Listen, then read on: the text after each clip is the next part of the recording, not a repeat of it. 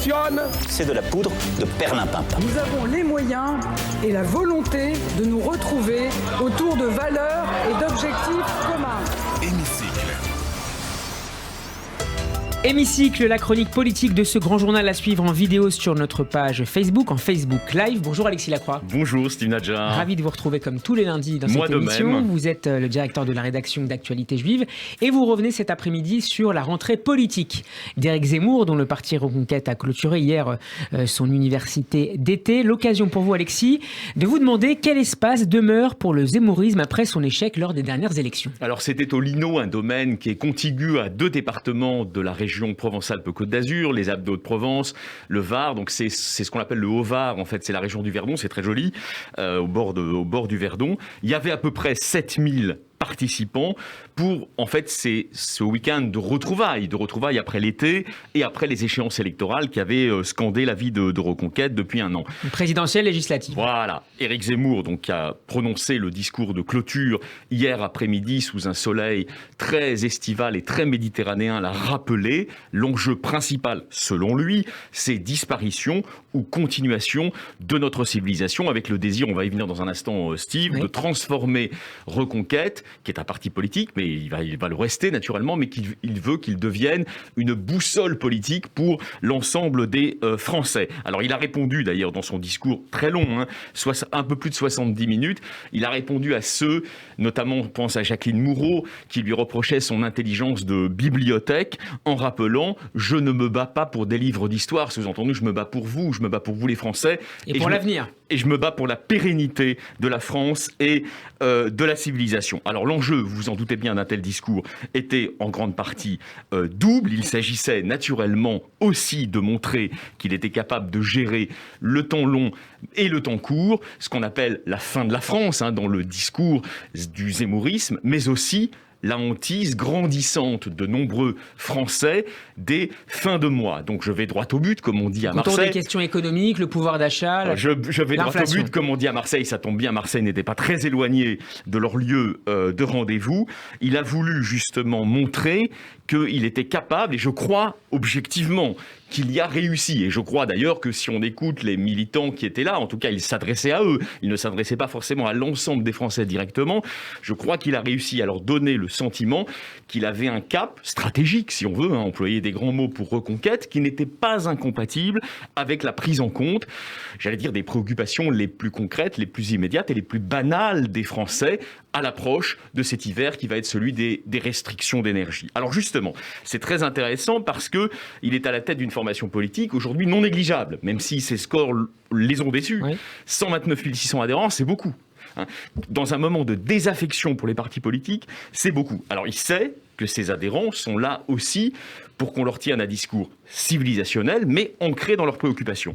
Et là, il n'a pas fait ce qui était apparu à certains commentateurs comme des erreurs. Je ne juge pas, mais des erreurs de se focaliser contre la personne de Marine Le Pen. Celle-ci a été d'ailleurs exempte de critiques. Et il a tout de suite, bille en tête, si vous me passez l'expression, déchaîné ses sarcasmes narquois. Il a été très bon d'ailleurs dans le registre, contre le président de la République. Je vous lis des extraits pour ceux qui n'auraient pas assisté comme moi depuis ma résidence secondaire à l'intégralité de ce discours. Avec Macron, nous allons bientôt souffrir du froid, on nous rejouera le grand hiver de Louis XIV, c'est bien trouvé. La start-up d'Emmanuel Macron renoue avec les charmes d'avant la révolution industrielle, a tensé le président de Reconquête. Et il a ajouté 19 degrés. Alors 19 degrés, c'est arbitraire total. Pourquoi 19 degrés pour les chauffages ? Tout ça, pour lui, serait le symbole à la fois d'une impréparation et d'une incroyable désinvolture. Dans cette séquence énergético-économique, si vous voulez, Steve, il a tensé ces élites qui ne payent jamais les pots cassés et qui font toujours payer les pots cassés au peuple français. Et, alors, si vous voulez, il a concentré ses tirs, c'était très intéressant d'ailleurs, parce que c'est symptomatique aussi d'une orientation stratégique et programmatique, contre le président de la République. Et contre l'idée qu'il aurait eue que jusqu'ici, vous vous souvenez des propos tenus en Conseil des ministres à la rentrée du mois d'août, le 24 août, que jusqu'ici, voilà, la France se serait complue dans une sorte de corne d'abondance, a dit Zemmour, et qu'au fond, les Français seraient en train de découvrir que la vie est plus difficile. D'où cette sentence de Zemmour, qui a été objectivement dans cette séquence très très bon. Quand il regarde la France, Emmanuel Macron voit un immense buffet campagnard gratuit. Ovation du public, les gens étaient évidemment très contents et très excités. Donc, quel est l'objectif politique de cette séquence-là, qui est importante et qui d'ailleurs s'est élargie, si vous voulez, à des réflexions d'ordre politique plus global sur l'économie qu'il souhaite, et notamment évidemment un meilleur équilibre. Il dit: je suis pour la France je ne suis pas pour la France des dépenses, etc., des allocations, mais je suis pour une France qui retrouve un bon équilibre, la France du RSI, a-t-il résumé, plutôt que la France du RSA. Tout en cherchant, Alexis, à incarner la droite, ce qu'on appelle à Reconquête la droite civilisationnelle. Alors on y vient dans un instant, parce que c'est vrai que le temps nous est compté, je sais bien. Encore un mot. Le message. Oui, encore un mot sur l'économie. Ce qu'il prétend montrer, c'est qu'au fond, Emmanuel Macron était dans le paradigme de la mondialisation heureuse jusqu'à il y a quelques mois. Et que comme il se réveille un peu tard, il ferait reproche aux Français d'avoir été des cigales. Ça serait projectif, si vous voulez. Je ne sais pas s'il a raison.